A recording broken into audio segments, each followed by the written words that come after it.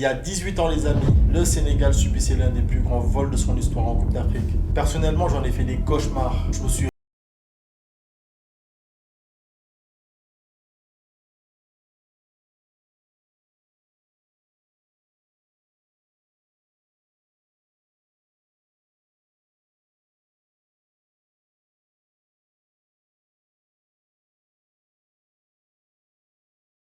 Hello la team, j'espère que vous allez bien et que tout le monde se porte à merveille. Moi ça va, super ravi de vous retrouver aujourd'hui pour une nouvelle vidéo sur le football sénégalais. Alors aujourd'hui nous allons replonger dans les archives de la Coupe d'Afrique des Nations 2006 qui s'est déroulée en Égypte. Et notre focus sera particulièrement porté sur le match électrisant ayant opposé l'Égypte au Sénégal. Au-delà de l'intensité du jeu et de la rivalité sur le terrain, nous nous attarderons sur une controverse qui a secoué ce match historique. À savoir le fameux penalty oublié sur Diomansy Kamara à quelques minutes de la fin du match qui a suscité beaucoup de débats et de polémiques.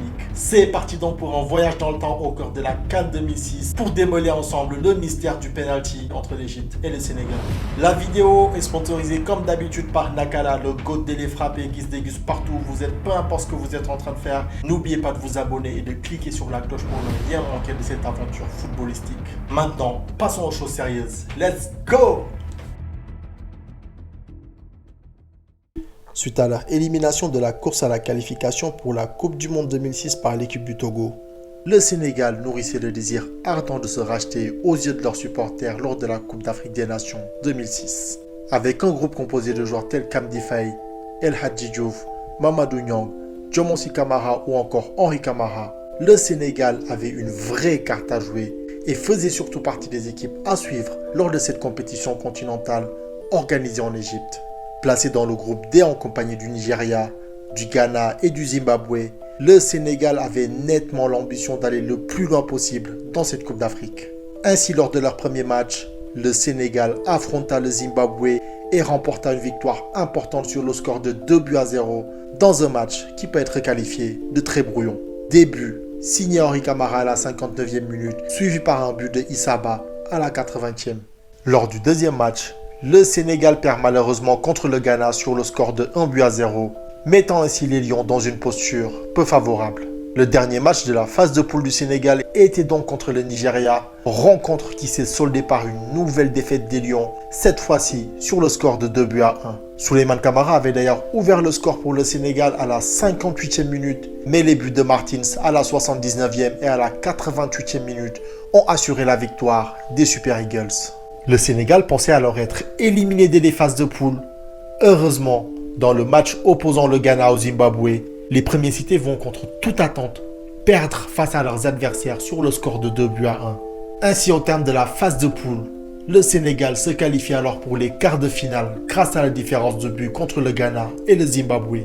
Le Sénégal sera ensuite opposé à la Guinée-Conakry de Kaba Diawara, Fodé Mansaré et Pascal Fandouno, qu'il battra au cours d'un match à rebondissement sur le score de 3-2 avec des buts côté sénégalais signés Feu Pabouba Diop, Mamadou Niang et Henri Camara. Les Pharaons de leur côté avaient fini premier de leur groupe en battant le Libye en ouverture, un match nul face au Maroc, puis une victoire pour la première place face à la Côte d'Ivoire. Ils élimineront par la suite facilement la RDC en quart de finale avant d'affronter le Sénégal en demi-finale. 7 février 2006, 19h, au Stade international du Caire, l'Égypte recevait le Sénégal dans un match comptant pour les demi-finales de la Coupe d'Afrique. Un match, deux équipes pour une seule place en finale. L'Égypte était bien entendu favorite face à une équipe du Sénégal qui était pas mal sur le papier, mais qui était capable du meilleur comme du pire une fois sur le terrain.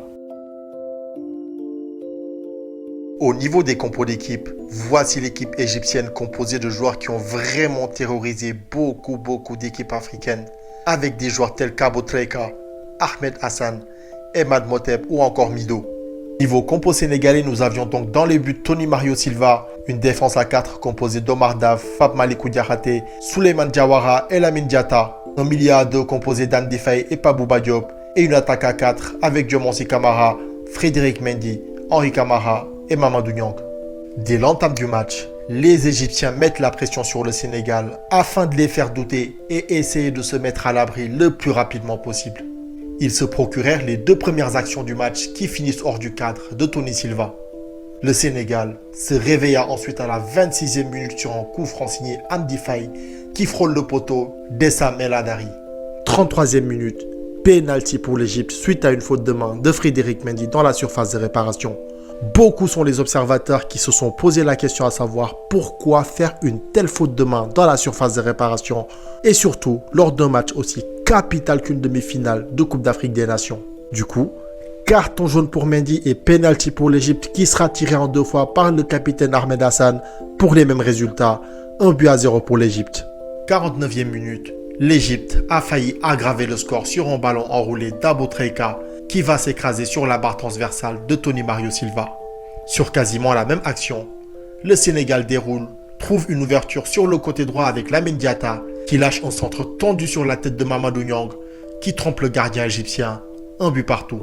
Le match relancé, le Sénégal commence à se lâcher, conscient d'avoir un vrai coup à jouer face aux Égyptiens qui n'ont pas vu venir cette égalisation.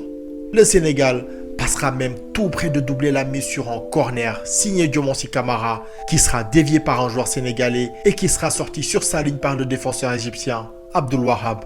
Le match sera aussi marqué par l'altercation entre l'entraîneur de l'Égypte et Ahmed Hossam Mido, ce dernier ne voulant pas céder sa place à Zaki et n'était pas loin d'en venir aux mains avec son entraîneur. 2 minutes plus tard, coaching gagnant du coach égyptien car ce même Amr Zaki donnera l'avantage à l'Égypte, reprenant de la tête un centre tendu d'Abou Treika.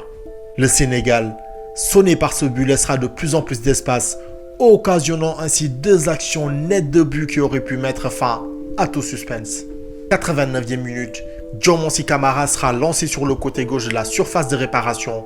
Il élimine le défenseur avant de s'écrouler littéralement dans la surface de réparation, carrément fauché par le numéro 4 égyptien Saïd, qui lèvera automatiquement les mains en guise de « je ne l'ai pas touché ».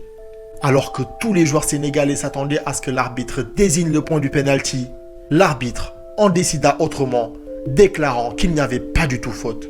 Diomonsi, fou de rage, pèse contre l'arbitre qui ne le calcule même pas. Diouf fit de même, mais en vain. Pour monsieur l'arbitre, il n'y a pas du tout penalty. Penalty qui aurait pu tout changer, surtout lorsqu'on sait qu'après ça, tout aurait pu se passer lors des prolongations. Le monde du football était par contre unanime par rapport au fait qu'il y avait bel et bien penalty pour le Sénégal, tellement la faute était grossière. Arbitrage maison, incompétence de l'arbitre ou encore les limites du manque de technologie à l'époque. Vous me direz tout ça dans les commentaires. En tout cas, aujourd'hui, je me dis qu'avec le VAR, cette action se serait sans doute soldée sur un penalty pour le Sénégal. Le Sénégal, à l'issue de ce fait, sera éliminé de la compétition et finira 4e, battu par le Nigeria lors du match comptant pour la 3e place. Heureusement qu'après des années d'attente, le Sénégal a pu enfin prendre sa revanche sur l'Égypte, et ce, de fort belle manière. Sur ce les amis, la vidéo touche à sa fin. J'espère qu'elle vous aura plu et que ça aura surtout permis à certains d'en savoir un peu plus sur l'équipe nationale du Sénégal. J'en profite pour remercier encore une fois mon sponsor Nakala. Et franchement, si vous n'avez pas encore goûté à cette dinguerie, n'attendez plus, foncez. N'oubliez pas de vous abonner s'il vous plaît et de liker pour plus de contenu sur le football sénégalais, mais aussi pour permettre à la chaîne de bien se développer. Comme j'ai l'habitude de dire, c'est gratuit et ça fait perdre des calories. Sur ce la team, c'était Massen. À bientôt, prenez soin de vous. One love.